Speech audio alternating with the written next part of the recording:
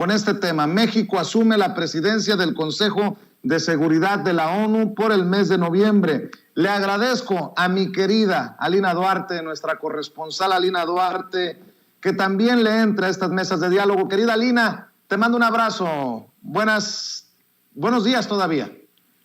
Buenos días, Vicente, saludos a ti, a todo el auditorio, un placer para mí estar aquí nuevamente ya en la mañanita, en Sin Censura, ni tan mañana ni tan tarde, estamos aquí ya listas y listos para participar. Claro que sí, qué bueno que vemos a Lina a esta hora del día. Y saludo a la licenciada Laura Ceballos Alcázar, abogada por la UNAM, con especialidad en Derecho Electoral, colaboradora de Sin Línea MX también en esta mesa de diálogo. Laura, un abrazo, ¿cómo estás? Vicente, muchísimas gracias, feliz de poder iniciar. Imagínate qué honor que me hayas invitado a esta primera mesa con la gran Alina. No, bueno, pues me siento feliz y honrada de estar aquí contigo y con todo este enorme equipo de Sin Censura. Muchas gracias, buen día. Pues arranquemos, buen día. Alina, México asume el Consejo de Seguridad de la ONU en medio internamente de nuestro país, domésticamente, de muchas críticas al presidente Andrés Manuel López Obrador, que no va al G20, que no participa en esta conferencia contra el cambio climático, pero sí va a ir en unos días a Nueva York para hablar contra la corrupción, ahora que México mueve este tema como presidente del Consejo de Seguridad de la ONU. ¿Tu opinión, querida Lina?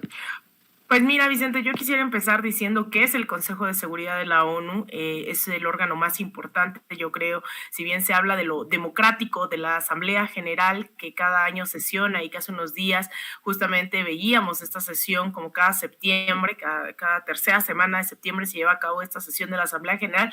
Lo cierto es que muchas de las decisiones en torno a la paz y la seguridad justamente del mundo entero pasa por este Consejo. Ahí yo aclararía, ¿no?, que también dado que esta Organización de las Naciones Unidas se crea en 1945 después de la Segunda Guerra Mundial, bueno, en el marco de la Segunda Guerra Mundial, lo que vemos también es que hay ciertos valores antidemocráticos de este Consejo de Seguridad. Son 15 los miembros que participan dentro del mismo y 5 tienen carácter permanente, que son justamente los que estuvieron pues involucrados en esta guerra mundial y que de alguna manera se habla de estos vencedores o algunos participantes, que si bien se tienen otros 10 miembros no permanentes, estos 5 permanentes que son China, Rusia, Gran Bretaña, Estados Unidos obviamente y Francia, si alguna resolución no es aprobada por uno de estos 5 miembros, entonces no pasa, ¿no? Entonces es muy importante que se trate de hacer al menos ese contrapeso o esta lógica de hacer consenso dentro de este mismo Consejo de Seguridad y que ahora México estará junto con países como Irlanda, incluso Kenia va a estar también en este Consejo de Seguridad, también San Vicente y las Granadinas, va a estar Noruega, Túnez, Vietnam participando, y es muy importante la participación de México, especialmente cuando yo creo que durante los últimos años lo que hemos visto es este discurso por parte de sectores de derecha, pero también de Estados Unidos, hablando de la corrupción. Esto que veíamos hace unos días, hace unas semanas con los Pandora Papers, lo que hemos visto con Panama Papers, ha sido golpear también a ciertos países, que no está mal hablar de la corrupción, sin embargo, no se habla de estos corruptos en Estados Unidos, por ejemplo, con la misma intensidad, y este discurso de la corrupción ahora ha mermado, así como se hablaba en los 70s, 80s de la democracia, la transición hacia los gobiernos civiles en América Latina después de dictaduras militares, ahora el tema de la corrupción está mermando mucho, y yo creo que en ese sentido, pues no hay nada mejor que Andrés Manuel López Obrador para estar hablando de un tema que ha sido no solamente objeto de campaña, sino de toda una administración que hoy figura dentro de los liderazgos en América Latina, el Caribe, y a escala global lo vamos a ver ahora también, o lo hemos visto ya en varias ocasiones, el tema de México en el llamado Concierto de las Naciones, ¿no?, en donde participa con temas muy, muy álgidos, y ahora la vanguardia, lo que estábamos viendo, este mensaje del gobierno mexicano es el tema de la corrupción, el tema de la paz, la seguridad internacional, que van a ser parte de esta agenda principal que van a querer posicionar en el Consejo. Entonces, pues, enhorabuena que México está encabezando, ha sido, bueno, ahí el embajador de México ante la ONU, Juan Ramón de la Fuente, quien también ha estado haciendo su papel, representando a nuestro país ahí en el mero corazón financiero del imperio estadounidense, ¿no? Ahí en Nueva York. Entonces vamos a ver cómo sale, pero yo creo que es bastante buena esta señal de que México esté participando y específicamente con esta agenda. Laura, llega con autoridad moral, con liderazgo México. Impensable que México promoviera un foro, un diálogo contra la corrupción con un Enrique Peña Nieto, con un Felipe Calderón, con un Vicente Fox, con un Zedillo, con un Salinas, y lo buscará ahora con Andrés Manuel López Obrador, precisamente presidiendo este foro y con México como en la presidencia del Consejo de Seguridad de la ONU. Sí, por supuesto, y como bien lo dices, mira, hay un dicho que dice que está bien ser marrano, pero no tan trompudo, pero aquellos trompudos y marranos no podían haberse presentado con esta calidad, con esta estatura moral que sí tiene el presidente. Y cuando habla de combate a la corrupción, es un combate que se está viendo en todos los ámbitos y siempre en favor de proteger a los más desfavorecidos, a los más olvidados. Y México está haciendo un trabajo pues muy íntegro en cada una de estas áreas. Entonces, el que se presente en esta ocasión como presidente de un país que ha sufrido tanto y además, como dice Alina, proponiendo nuevamente la doctrina Estrada como eje central de la resolución de las controversias de internas de cada país, la determinación de los pueblos, la no intervención, esa nada más la puede pues llevar a un plano internacional un presidente que justamente se precia de respetar la determinación de los pueblos de su país, que busca la solución pacífica de las controversias, que no ha lanzado una guerra para terminar la guerra, que no utiliza la amenaza como esa materia justamente para frenar el comportamiento de grupos contrarios al propio gobierno. Entonces estamos viendo un presidente que va a llegar a esta cita importante y, como dice Alina, desgraciadamente hay 5 miembros permanentes y los demás son pues buscan de alguna manera hacer alguna contribución importante, pero me parece que sí, con lo que el presidente Andrés Manuel López Obrador está llevando a la mesa, se logran poner en contexto las políticas internas de México, y me parece que es muy oportuno porque el mundo está pues convulso entre violencia, producto del tráfico de armas, del tráfico de personas, de la desigualdad, de la pobreza, de la ignorancia. Entonces, que llegue en este momento coyuntural me parece, la verdad, un acierto, una cosa muy importante de analizar, y qué mejor que sea una persona proba y honesta y congruente, ¿no? Déjenme hacer un paréntesis aquí para hacer notar una campañita también contra Marcelo Ebrard. Marcelo Ebrard, que está representando en el G20, en estas reuniones del grupo de los 20 países más posicionados económicamente en el mundo, del que México forma parte, al presidente Andrés Manuel López Obrador, va en representación de México, y me llama mucho la atención cómo también Marcelo Ebrard, reuniéndose con los líderes mundiales en la conferencia contra el cambio climático en Glasgow, sube fotografías a las redes sociales, pero hay muchos que suspiran, que añoran a Felipe Calderón en la presidencia, que dicen que qué diferencia de fotografías entre las de Felipe Calderón con Angela Merkel, con la expresidenta de la conferencia contra el cambio climático, que se ve la diferencia de cómo Angela Merkel sí quiere posar con Felipe Calderón. Buscan hasta ridiculizar una fotografía que sube Marcelo Ebrard en una reunión con Joe Biden, o un encuentro con Joe Biden, el presidente de Estados Unidos. Pues yo no veo a Joe Biden muy enojado con México, con Marcelo Ebrard. No veo cómo le esté leyendo la cartilla a Marcelo Ebrard. pareciera que, no sé si sea así, pero pareciera pez en el agua Marcelo Ebrard en estos eventos, y muchos pues siguen con esa narrativa contra López Obrador, que no es el que va a los grandes eventos mundiales personalmente, y con un Felipe Calderón metiéndole ruido a esta presencia mexicana en eventos de calado mundial, Alina. Pues mira, Vicente, yo ahí creo que hay muchísima grilla incluso dentro del mismo servicio diplomático. Esto que tú dices no ha sido más que algo sistemático, más allá de simpatías o no con Marcelo Ebrard.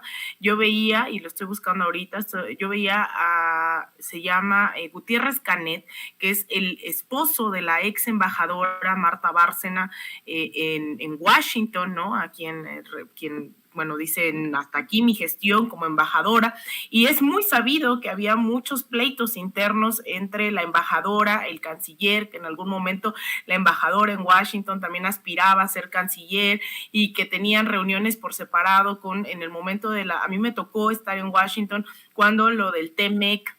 Entonces, ¿quién tomaba la palabra? ¿Quién no? ¿Quién negociaba con los republicanos y con los demócratas? Marcelo tenía reuniones separadas. Había un pleito muy fuerte. Y Canet, el esposo de la ex embajadora Marta Bárcena, es uno de los principales que está atacando. Y además recordemos, también la ex embajadora es pariente de la esposa de Andrés Manuel, de Beatriz Müller. Entonces, ha sido toda una grilla. Y entonces el esposo de la ex embajadora también estuvo subiendo fotos de Marcelo Ebrard con Joe Biden, diciendo que era lamentable que estuvieran posando, ¿no? Con presidentes, con otros funcionarios y haciéndolas pasar, persiguiendo a presidentes y haciéndolas pasar. Correteando, escribió. Así es, entonces ha habido una grilla ahí que la verdad incluso es intestina dentro del gobierno, ni siquiera yo diría solamente desde fuera, sino también desde adentro, que habría que estar ahí con pincitas viendo los intereses también de cada uno de estos actores que está insistiendo en eso, ¿no? Así es, de hecho le acabo de pasar al equipo de producción, Alina, este tuit de Gutiérrez Canet, que precisamente hace referencia, al que hace referencia, dice: da pena ver a un secretario de Relaciones Exteriores de México correteando a jefes de gobierno en los recesos del G20 para tomarse una fotografía y exhibirla como si fueran reuniones de trabajo. Patética simulación mediática de Marcelo Ebrard. Válgame Dios, Laura. Y lo bueno es que es el esposo de la ex embajadora de México en Washington, que digo, no tiene que pensar igual que la ex embajadora, pero hay que también señalar que la ex embajadora no ha sido muy amigable, que digamos, con Marcelo Ebrard y con el gobierno de la Cuarta Transformación después de que se fue. ¿Y sabes qué? Es que mira, si la envidia brillara, habría muchos minions corriendo por ahí. La verdad es que yo creo que a muchos que han perdido o que por la razón que sea, porque terminó su periodo, porque han cambiado de trabajo, que hoy no pertenecen a este grupo que está encabezando, me parece, los cambios más importantes a nombre de México, les parece que hay gente que no tiene como que los méritos, les parece que el equipo de Marcelo Ebrard deja mucho que desear, pero a mí, o sea, mi lectura es que es pura envidia, porque al final de cuentas, sea una reunión de trabajo, o sea, una plática casual, lo que está haciendo México se está notando en el mundo, el liderazgo que México está llevando a cabo en materia, por ejemplo, que también va a ser uno de los temas que el presidente va a tocar cuando esté en su visita en Washington, que sea justamente el de las vacunas, el mismo peso que tengan todos los estados, pobres y no pobres. Eso no lo había propuesto ningún país, por tanto, ningún canciller era el portador de esta forma nueva de hacer política. Entonces, me parece que llevarán, no sé, muchas estrellitas en el pecho como si fueran premios, pero la verdad es que hoy, sin tanta faramalla y sin tanta amiguismo, se están haciendo cosas muy interesantes y me parece que, por ejemplo, el presidente no fue a esta reunión del G20 pero el equipo de Marcelo Ebrard y el mismo canciller están haciendo un trabajo excepcional en materia, por ejemplo, de vacunas. Mucha foto de muchos otros y sin embargo México ya tiene cubierta la meta que tenía y aún compartió vacunas con otros países. Entonces el trabajo de relaciones exteriores que se hace, obviamente conducido por el presidente, tiene mucho más peso que lo que los envidiosos, estos minions brillantes, podrían estar criticando. La verdad es que están como los que le critican si el presidente trae los zapatos con polvo, si se peinó a la izquierda o a la derecha. O sea, yo creo que son cuestiones muy vacuas como para tomarlas en consideración, por más que sea el esposo de la ex canciller y ex lo que sea. Entonces, a mí no me parece que tuviera en realidad el peso que le quieren dar, ¿no? Sí, y además hay que recordar que el esposo de la ex embajadora también formó parte del gobierno de Felipe Calderón, solo por mencionar, de larga carrera, pues, el personaje. Oigan, hablando de personajes y declaraciones, se pusieron los guantes,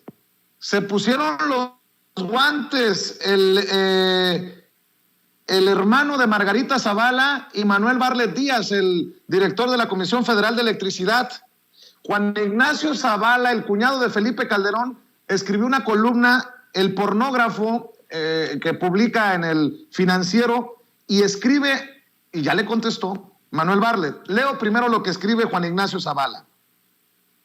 No se puede negar el cinismo del señor Manuel Barlet. Sus desplantes motivan la carcajada a la vez que la indignación. Su comparecencia con legisladores hace algunos días fue una muestra de cómo la impunidad de un personaje permea la vida pública de este país. Pocos personajes tan cuestionados como el director de la Comisión Federal de Electricidad. Pero no es extraño que está al lado de otro expriista, el presidente López Obrador. Son compañeros de décadas, compartieron el autoritarismo del PRI en el que aprendieron a hacer política. Ahora llevan a cabo una cruzada a lo largo y ancho del país para regresarlo a aquellas épocas de oro en que nada se cuestionaba y todo lo resolvía el gobierno, desde el contenido de un programa de televisión hasta el tipo de golosinas que debían comer los niños. Si uno ve en el presidente a una estratega electoral relevante, pero a un gobernante de alcances muy limitados que se vende como una especie de San Francisco de Asís de la política, un ser austero desprendido de lo material que solamente quiere abrazar a sus hermanos. Tiene que ver en Manuel Barlet el otro lado de la moneda, un sujeto perverso, un representante del imperio del mal, un hombre capaz de cualquier cosa, ave de rapiña, embustero, encubridor y lacayo del que mande y le ofrezca algún hueso para rumiar, pero capaz de acabar con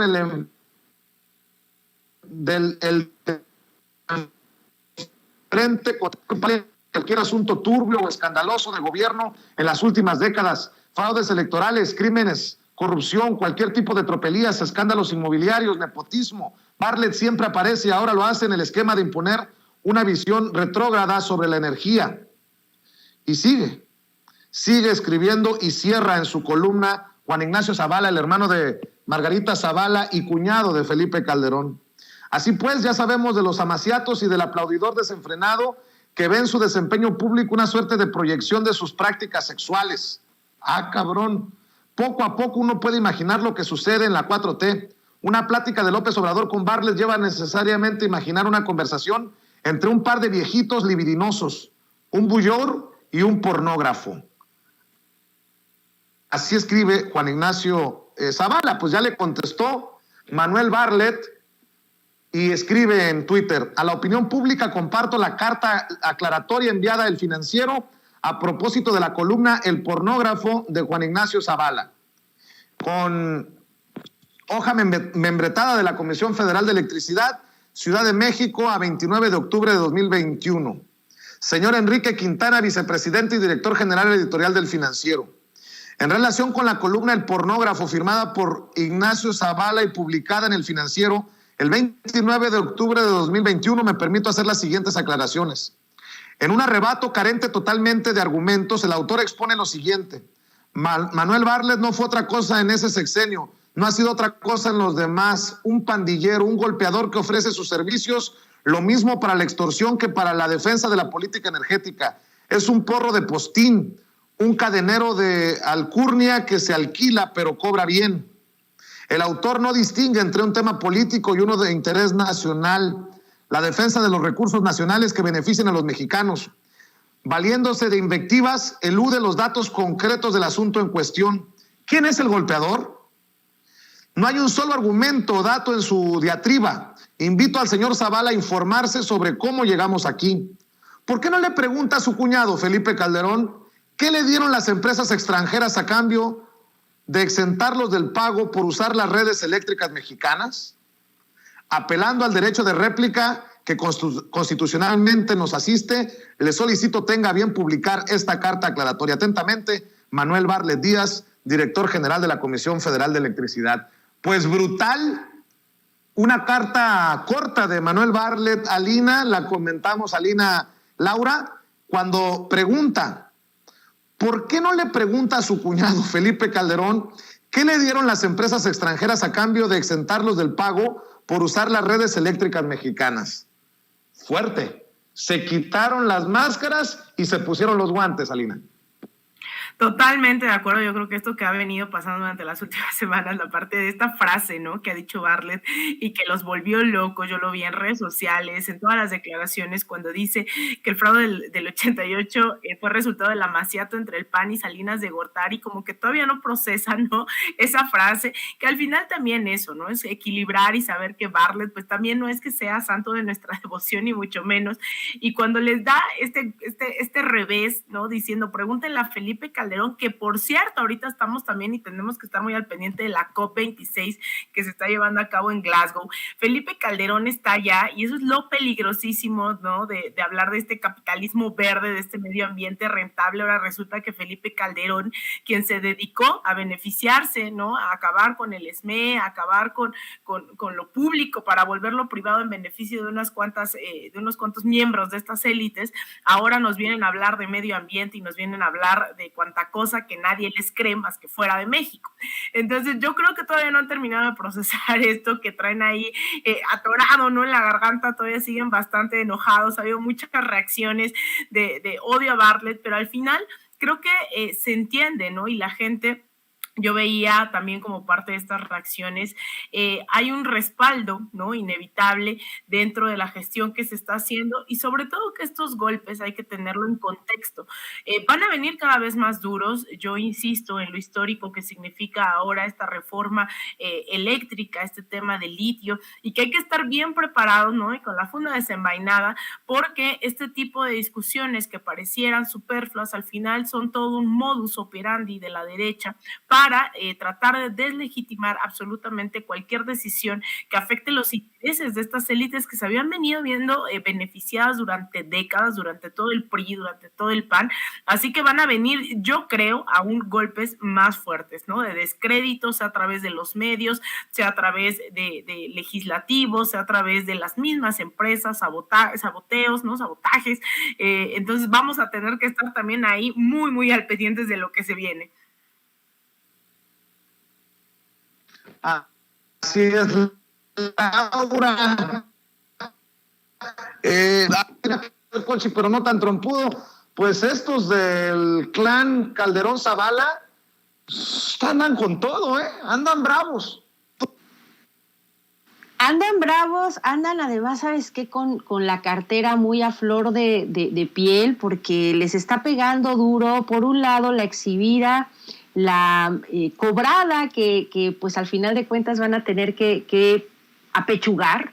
Ya no van a poder dejar de pagar, ya no van a poder exentar impuestos vía las fundaciones y las donaciones con las que eran buenos de pose, ya no van a poder subir su electricidad barata, cara, ya no van a poder esconderse de la justicia, muy pronto estarán alcanzándolos. Entonces, esta clase de coletazos, esta clase además de escena lúbrica que este supuesto hombre bueno y súper mocho y súper fifí y Zavala no hace sino reflejar la putrefacción de su mente. O sea, él imagina que el presidente y Bartlett son un par de viejitos libidinosos. O sea, toda su escritura fue de tipo lúbrica, y este hombre pues no refleja sino la enfermedad que tiene. Lo que Bartlett hizo cuando 1988, el papel que le tocó jugar ciertamente fue deleznable, fue desagradable, Y sin embargo, algo que yo creo que vale la pena siempre recordar o siempre tomar en cuenta es que si la gente cambia de parecer y en un momento dado su mala fama la revierte con buenas acciones, eso es lo que debe de importar. Y creo que si alguien ha sido feroz en la defensa del patrimonio que tiene que ver con la luz y con Pemex en los últimos 20 años como legislador ha sido Bartlett. No podemos quitarle eso, no podemos negar, ahí están todas las defensas que ha ejecutado desde la Cámara. Entonces, este sujeto Zavala, la verdad, sí que bueno que le puso el pornógrafo, porque él eso es, una persona que no vale sino por el morbo. Su columna es deleznable, pero su comportamiento como clan familiar es eso, están siempre buscando echarle la piedra y gritar ¡al ladrón, al ladrón! Ellos no se hacen cargo de nada, no se hacen cargo del pésimo sexenio que tuvo Calderón, de cómo vendió a México, lo tostoneó, de cómo permitió el crecimiento y el exacerbamiento de tanta violencia, de tanta pobreza. Eso no se hace cargo. Y Zavala es uno de los beneficiarios. Entonces, pues mira, es una columna que da asco por lo que él supone que la gente hace.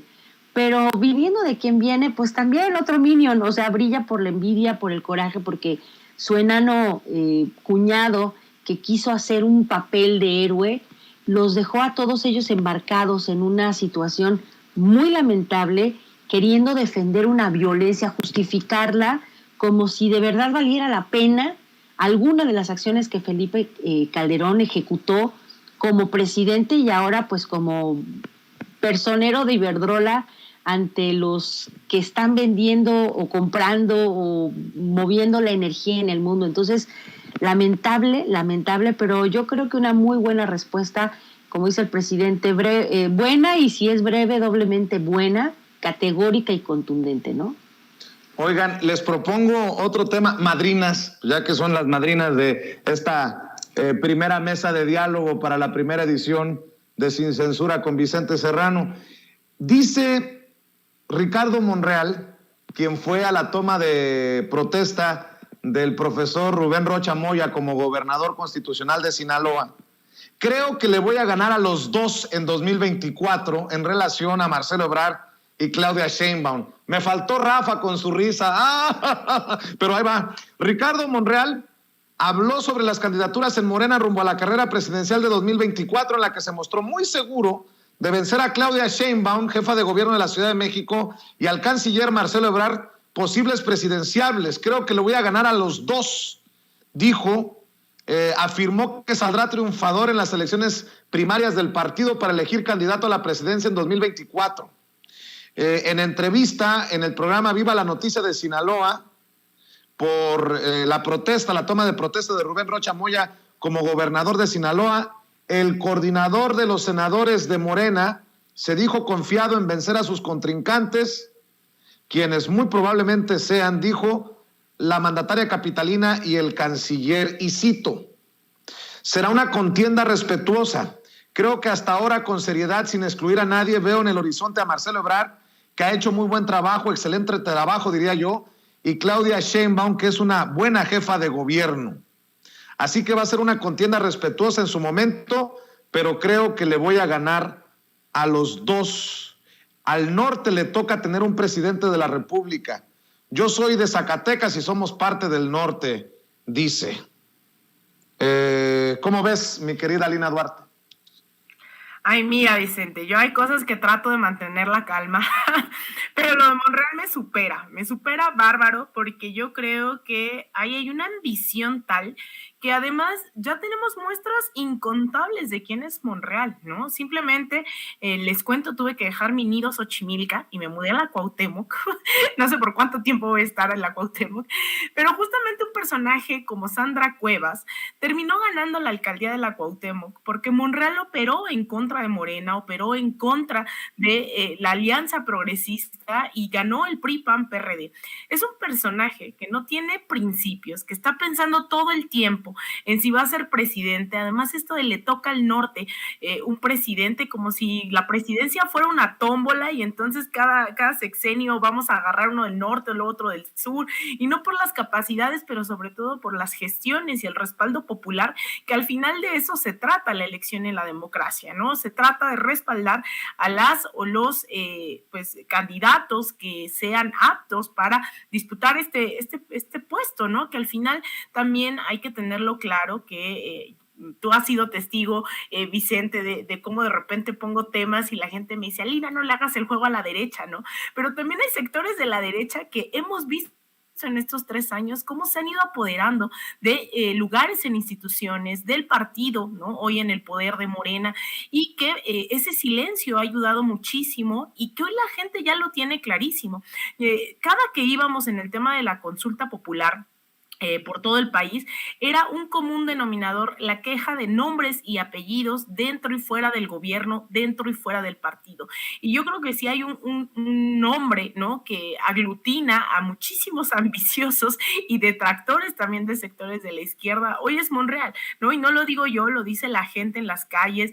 El fin de semana estuve en Puebla, ¿no?, a propósito de la explosión que hubo, que a ver si nos alcanza el tiempo para hablar de ella, y la gente viene y te dice, ¿no?, yo no quiero estos personajes, y ahí yo creo que hay también un gran reto para modificar esas estructuras políticas que estamos muy acostumbrados durante décadas y que es parte de esta cultura neoliberal del clientelismo y que a veces la gente lo normaliza, pero no es normal hacer política en función de cotos de poder, sino en función del bien público, y ahí es donde Monreal creo que deja muchísimo que desear con estas ambiciones que recalca una y otra vez, ¿no?, y que va a ganarles y que le da la mano ahí a Sheinbaum, le dice yo te busco, y que luego está con Marcelo Ebrard en una conferencia y se ríe, ¿no?, cuando dice que quiere piso parejo. O sea, creo que nadie está hablando del 2024, estamos hablando de los retos que tenemos, ya sea que, por cierto, hoy comienza la colecta de firmas del referéndum para el próximo año, marzo del próximo año, ya podemos empezar a juntar firmas.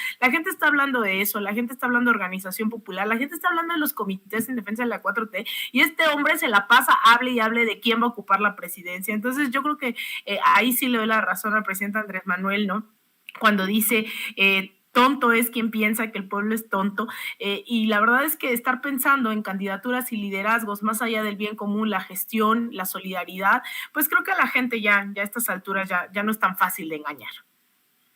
Así es, Laura. Pues dice Ricardo Monreal que le gana a Ebrard y a Claudia Sheinbaum. Si bien es cierto, Claudia Sheinbaum como jefa de gobierno se traslada a eventos, la critican por presuntamente andar en campaña. En el caso de Marcelo Ebrard, creo yo que haciendo un muy notable papel con la política exterior mexicana, pero no le queda más que hacer declaraciones y en cada que le hagan la entrevista a Ricardo Monreal referirse al 2024. ¿Tú cómo ves esto?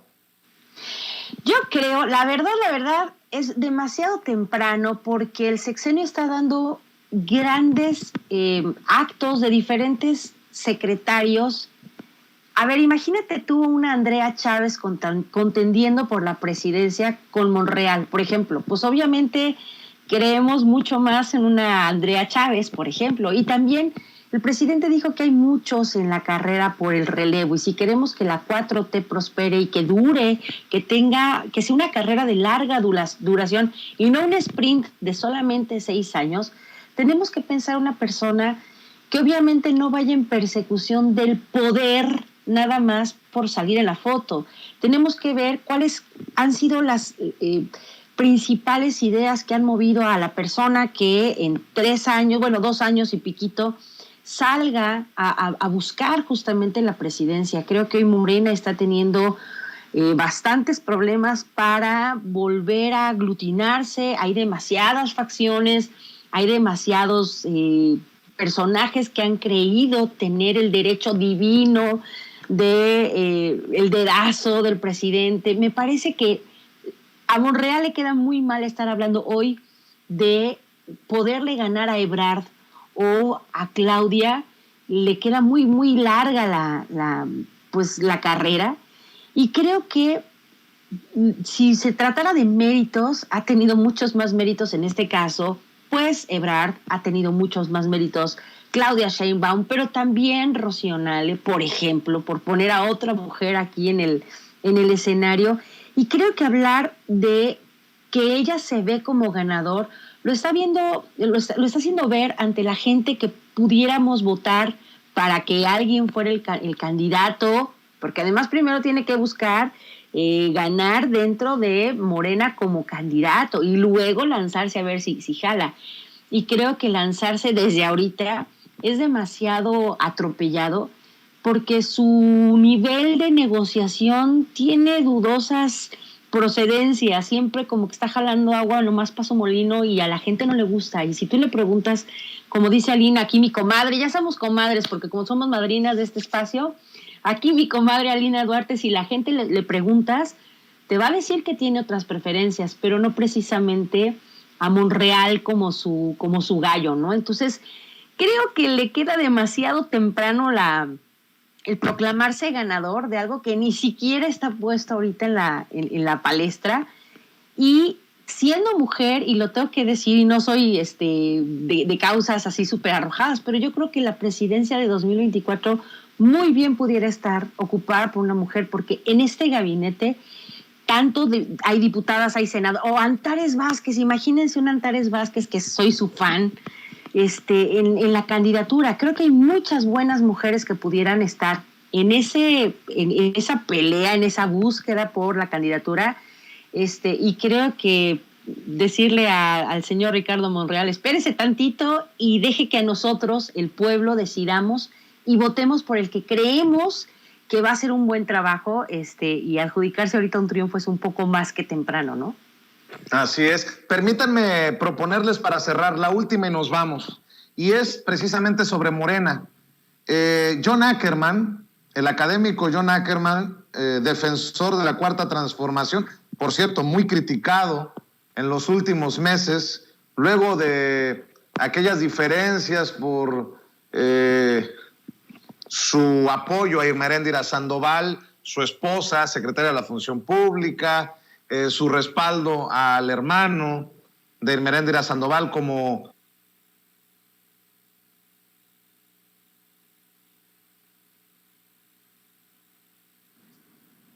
Híjole, se nos fue por ahí Vicente Serrano, estaba a punto de hacer el último planteamiento aquí, con nuestras compañeras, Alina Duarte y la licenciada Laura Ceballos Alcázar. Estamos viendo si podemos retomar la comunicación con él, pero para ver pues este tema que estaba planteando sobre John Ackerman, muy reciente, ¿no?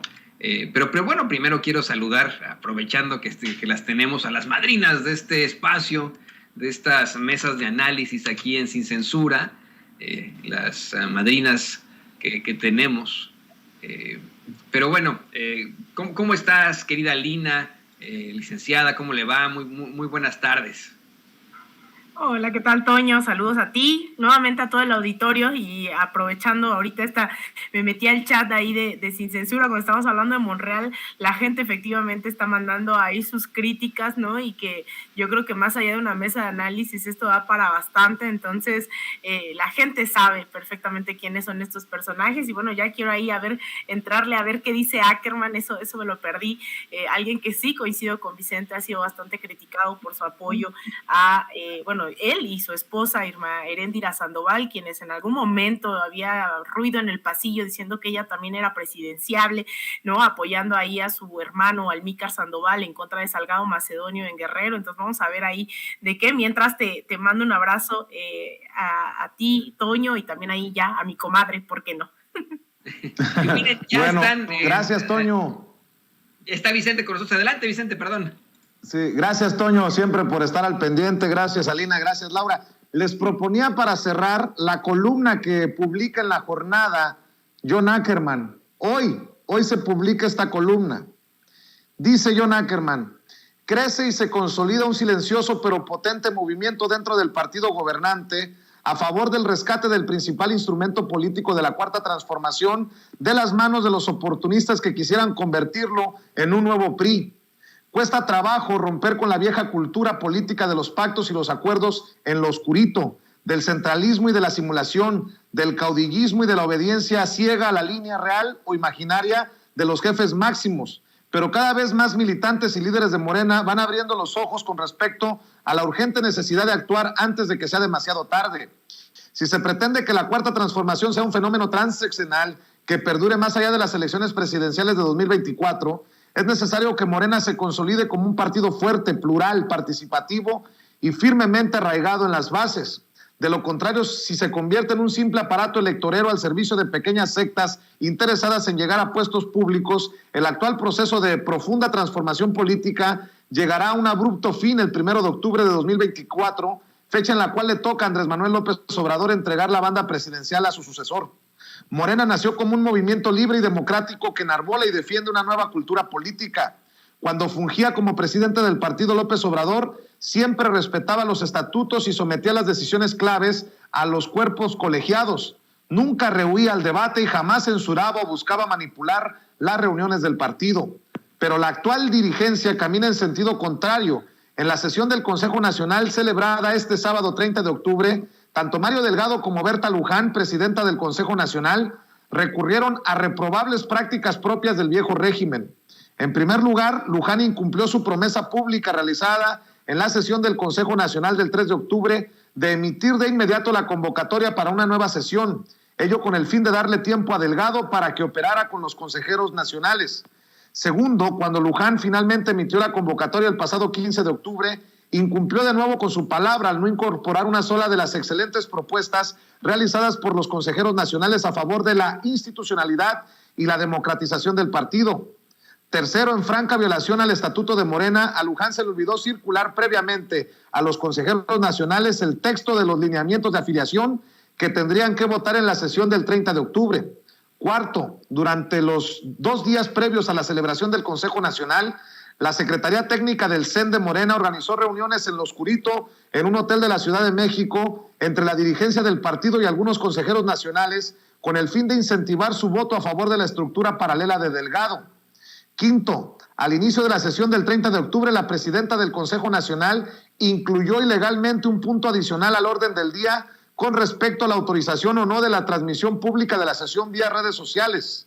Sexto, cuando 2 valientes consejeros nacionales, Eleonay Contreras y Edgar Estrada, insistieron en ejercer su derecho a la libertad de expresión y divulgación, fueron expulsados de manera arbitraria e ilegal de la sesión virtual, generando una grave afectación a su derecho a formar parte del cuerpo colegiado para el cual fueron electos.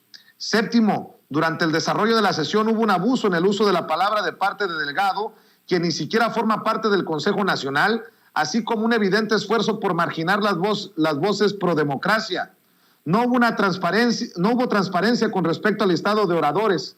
Se cortaron artificialmente la extensión de los debates y al final de la reunión, Luján incluso llegó al extremo de denunciar las actitudes destructivas de quienes insistían en defender la institucionalidad y la democracia interna del partido.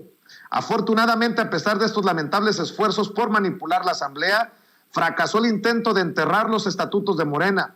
Los nuevos lineamientos de afiliación propuestos por Delgado para validar su estructura paralela solamente alcanzaron el respaldo de 70 de los 280 consejeros nacionales vigentes, apenas 25% de la votación, una cantidad insuficiente para contar con validez legal. El proceso de afiliación seguirá entonces bajo el mando de la Secretaría de Organización, tal y como lo indica el estatuto.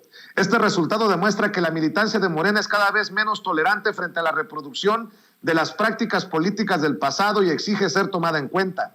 La dirigencia debe escuchar a las bases y rectificar de inmediato. Mientras tanto, se abren muchas aristas esperanzadoras para seguir construyendo una fuerza social mayoritaria a favor de un Morena comprometido con una verdadera transformación del país, firma la columna publicada hoy en La Jornada, John Ackerman. John Ackerman, pues creo que es brutal con eso que dice de que se puede convertir en un nuevo PRI. Muchos dirán que se trata de uno de los radicales puros, de los que tanto se habla en este debate al interior de Morena. Dame tu opinión, Alina Duarte, porque creo que la gente se puede frustrar de estos jaloneos internos y por más que quieran minimizarlos algunos, por más que quieran decir que nosotros, desde los medios de comunicación, no deberíamos de hablar de esto porque debilita al movimiento. ¿Qué se supone? ¿Que se aplauda todo hacia el interior de Morena? La gente se puede frustrar, la gente se puede cansar y, como lo hemos dicho, la gente es más obradorista que morenista. Alina, te escucho. Totalmente de acuerdo, yo creo que con esta última frase que dices, Vicente, por ahí está el tema. La gente todavía está creyendo en un proyecto encabezado por el presidente Andrés Manuel López Obrador y es ahí donde tiene puestas sus esperanzas y es ahí donde está la aprobación y el respaldo del 70%, incluso luego a veces hay encuestas que hablan del 80% del respaldo al presidente, ¿no? Entre 60, 70, 80. Sin embargo, sea lo mínimo, sea el 60%, estamos hablando de que este tema de la aprobación hacia la gestión es histórico, no solamente aquí, sino a nivel mundial, ya lo hemos visto, ¿no? En otros momentos, estas encuestas donde hablan del respaldo presidencial, es decir, la gestión aún a mitad de una pandemia, la gente todavía está creyendo. ¿Por qué? Porque han sido varias generaciones. Andrés Manuel López Obrador y este gobierno no fue gracias a Mario Delgado, no fue gracias a Monreal, fue gracias a las millones de personas que han venido luchando desde sea el 68, el 71, sea desde los procesos de huelga estudiantil en el 99, es decir, todas las luchas que se han venido durante décadas se vieron reflejadas en el 2018 y en esta victoria popular. Ahora que tenemos el reto, ¿no? Y estas experiencias ya las hemos visto en otros países, que es entender que los movimientos también se pueden burocratizar y el gran reto que tiene Morena era justamente ser un partido movimiento. Sin embargo, hemos visto que se ha priorizado el partido en el caso de Morena y en el movimiento se descuidaron las calles, se descuidó la militancia y esto de se puede frustrar, Vicente, yo ahí sí no comparto contigo, la gente ya está frustrada, la gente ya está indignada. El fin de semana estábamos en Puebla, participó también uno de los consejeros, Alfonso Ramírez Cuellar, en esta mesa sobre lo que se llama la ratificación de mandato.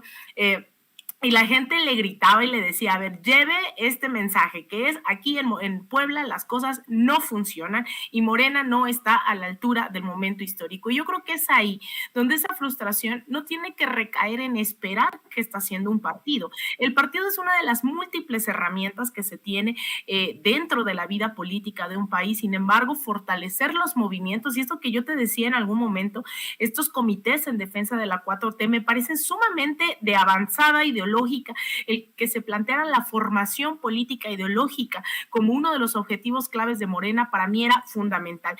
Y voy encontrando que como parte de esta discusión estuvo bastante fuerte, no solamente es lo que dice John Ackerman, también en la jornada sale una nota de la participación de alguien como Paco Ignacio Taibo, quien le reclama directamente en esta sesión que se transmitió solo unos minutos, también en Facebook, en estos dos consejeros a los cuales sacan por hacer pública esta reunión, y Taibo le dice iba a decir a Marcelo Ebrard, a Mario Delgado, le dice, si alguien ignora justamente estas críticas y reclamos a Mario Delgado, no sé dónde chingados estamos viviendo. Pregúntele a la gente, te van a decir, Morena está en gresca permanente por la obtención de cargos, elige a sus candidatos de manera muy discutibles. Expresó que no está fuera del marco que el partido se reactive en torno a las luchas de la sociedad. Estamos dejando pasar una tras otra coyunturas de conflicto en el sector petrolero, el problema de acoso a los sindicatos mineros, etcétera. Dice que no comparte Taibo hechos inconcebibles como que haya miembros que hayan hecho campaña por partidos de la nueva derecha. No sé si sigue siendo miembro del partido el insigne activista permanente en las luchas internas y las grillas como Monreal, de quien estábamos hablando. Me pregunto si no hay suficientes elementos como para pensar que promovió una candidatura anti-Morena. Sobre el dirigente nacional, sobre Mario Delgado, dijo, Mario, tengo que decirlo claro, o tú ves un partido que yo no veo por ningún lado y vivo en contacto con la base social día tras día, regalando libros, hablando con la gente, asistiendo a reuniones de base en las poblaciones más aisladas y lo que dicen ahí es cuál partido, dónde está. No hay posiciones claras de nada y no podemos ser un partido que propone democracia cuando no la practica. Mario, si no entiendes qué piensa el país de Morena, renuncia, no hay bronca, súmate a la que puedes, a la que puedes hacer y alguna vez te has hecho muy bien defendiendo la contrarreforma energética. De esa magnitud estamos hablando que se agarraron del chongo ahí en Morena. Yo insisto, esto no tendría que estar frustrando a la gente, más bien esa frustración que ya existe, sigamos organizándonos, ¿no? Y yo creo que ahí la gente lo tiene muchísimo más claro que incluso la dirigencia del partido, sea Mario Delgado, sea ahí Monreal, o sean ciertos partícipes. Yo creo que todavía hay camino para adelante, Vicente. Pues ahí está, Laura. Paco Ignacio Taibo II pide la renuncia de Mario Delgado a la dirigencia de Morena durante esta sesión extraordinaria del Consejo Nacional del Partido. Y lo que nos habla esto a gritos es de una lucha, pues, interna que ojalá termine de la mejor manera por el bien de las personas que creen y que quieren una transformación en nuestro país. Mira, lo que dice Paco Ignacio, Vicente, es en efecto el sentir de muchos. Yo la verdad es que en el programa, en Sin Línea MX, he estado muy, siendo instituto de formación política, indirectamente, porque he estado invitando a mucha gente que pertenece a los comités estatales de Morena, gente que formó Morena, que pugna todo el tiempo por respetar los estatutos, que invitan a la gente a conocerlos, a convivir con ellos como parte de la democracia interna del partido. Y esta queja la han elevado prácticamente todas las personas a las que he tenido el gusto, el honor de entrevistar, porque justamente lo que dicen es, bueno, el momento en el que llegó Mario Delgado, que además pues viene de una situación completamente anómala, impuesto por el INE, no es bien aceptado. Sin embargo, hay que tomar en cuenta que Mario Delgado llega en un momento coyuntural, hace lo que puede con lo que tiene, logra más o menos revertir la decadencia que estaba teniendo el partido a la mitad del sexenio para poder ganar las elecciones intermedias. Y sin embargo, estos pleitos intestinos, no escuchar críticas, porque es una intolerancia brutal. Ahorita en los comentarios muchos están leyendo, y con todo respeto a toda la audiencia, pero el que John Ackerman, por ejemplo, hablando de él en particular, haga esta crítica, no lo hace detractor de la 4T. Me parece que de alguna manera estamos imaginando que la gente que llega a criticar a Morena está atacándola, y no. Yo creo que el que no escucha una crítica con el ánimo de mejorar está condenado a fracasar irremediablemente. Y esta clase de argumentos, como el de Paco Ignacio, como el de muchísimos morenistas de piso, es decir, de los que forman la base Morena, la han dicho fuerte y querido. Tienen 3 años prácticamente de estar quejándose de lo mismo, de una falta de liderazgo, y de Mario Delgado para acá, esta falta de contacto con la realidad de la gente que forma Morena. Entonces, buscan desoír los estatutos para imponer los suyos, los que les convienen, buscan de alguna manera que se noten estas facciones. O sea, es increíble, yo lo he dicho muchas ocasiones, es lamentable ver cómo estas facciones internas van directamente a replicar lo que ocurrió en el PRD, para romperlo por dentro y para destruir el partido en menos de 6 años. Entonces es una lamentable situación el que un partido tan joven, con una base social tan amplia y con tanta fortaleza en su militancia, sea desatendido por los líderes, que son unos cuantos, y dejan de oír a los potenciales 30, 40 millones de ciudadanos que están a favor de una 4T que se prolongue en el tiempo. Entonces, no escuchar esta clase de críticas, no hacer un alto y decir, a ver, está sucediendo completamente lo opuesto al espíritu de Morena, va a causar verdaderamente una debacle. Los obradoristas me han invitado ya como a 4 movimientos para hacer partido. O sea, lo lamentable es que la gente, como dice Alina, no se va a decepcionar, decepcionó. Entonces están buscando de alguna manera escindirse de Morena para hacer un nuevo partido. Yo no lo deseo, no lo recomiendo, no creo que sea prudente. El propio compañero Noroña lo ha dicho. Yo, con el jale que tiene, lo he intentado y está cañón hacer un partido, pero más allá de lo difícil o lo fácil, ¿por qué darles el gusto de romper algo que el presidente logró con muchos años de esfuerzo, con millones de personas que lo apoyaron desde 2006, bueno, desde antes, desde 2005, buscando justamente esta presidencia, la primera ocasión? Entonces, romper con un movimiento que tiene que ver más con la gente que con las cúpulas, sinceramente es un despropósito, y me parece que es como algo muy, muy pandillero, querer llevar cada quien su propia voz y su propia lucha. Y yo creo que la crítica que hace el doctor Ackerman es muy acertada. No es para darle pañitos de agua fría a uno y apapachar al otro, es lo que es. Y lo está diciendo Alina, o sea, esta lucha es abierta y cínicamente en contra de las bases. Y eso es muy doloroso para la gente, están muy enojados. Y como te repito, yo he tenido ocasión de entrevistar a mucha gente que está en las secretarías, en los CEN de los estados, y el sentir de la gente es justamente de enojo, de decepción, de coraje, y quieren recuperar a Morena en sus manos. Todo el mundo exige que este padrón, que hay 2 padrones que están perdidos, que no se sabe, esta nueva reafiliación a Morena. Estoy buscando también la oportunidad de hablar con Xochitl, la encargada de esta onda de la votación, que nos explique cómo va a estar. La gente no sabe si al reafiliarse pierde su antigüedad en Morena. O sea, es un relajo de proporciones enormes. Entonces, la gente no quiere que el INE meta las manos, la gente quiere que dentro de Morena haya democracia. Entonces hay que escuchar a la gente, porque yo creo que es quien más orden va a poner en este caos que está generado por una cúpula bien chiquitita y bien determinada. Y la lógica empieza por escuchar las críticas. La gente se queja, no hay institutos de formación en los estados. Claro. No, tú vas y no hay quien te abra Aquí en Cuernavaca, yo doy fe que aquí en Cuernavaca tú vas a las oficinas de Morena y siempre están cerradas. No hay un lugar en donde la gente pueda llegar para sentirse parte, no hay afiliaciones. Entonces, la gente está bastante más que enojada y urge un freno, un alto, para que la cupulita se dé cuenta que sus 2 centímetros por encima de la gente no valen de nada si no están con la gente.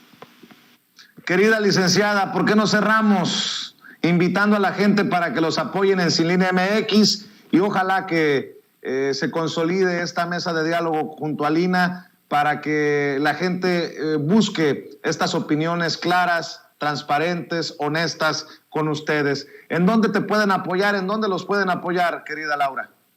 Pues mira, yo estoy en Sin Línea MX de lunes a viernes en el mismo horario que Ricardo Sevilla. Ya chocamos a las 11 de la mañana, pero estamos de lunes a viernes en Sin Línea MX hablando mayormente de política, y los viernes hablamos de salud, pero con doctores. O sea, yo no me meto ahí a dar cátedras de nada. Y estoy en Twitter como @CeballosLaura. Y pues digo, yo encantada, hacemos ahí el arreglo de los horarios para que podamos estar aquí con mi querida comadre Alina Duarte. Qué honor. Y pues adelante, muchísimas gracias, y gracias por la invitación a ser madrina de este espacio de debate que la verdad se antoja poderoso, inteligente, de parte de una mujer grandiosa que es Alina Duarte. Muchísimas gracias, Vicente. Y Toño, saludos, Toño. Gracias, licenciada. Mi querida Alina Duarte, ¿en dónde te apoya la gente que está conectada en Sin Censura, tus redes sociales, y obviamente pues que te siga la pista aquí en los espacios de Sin Censura?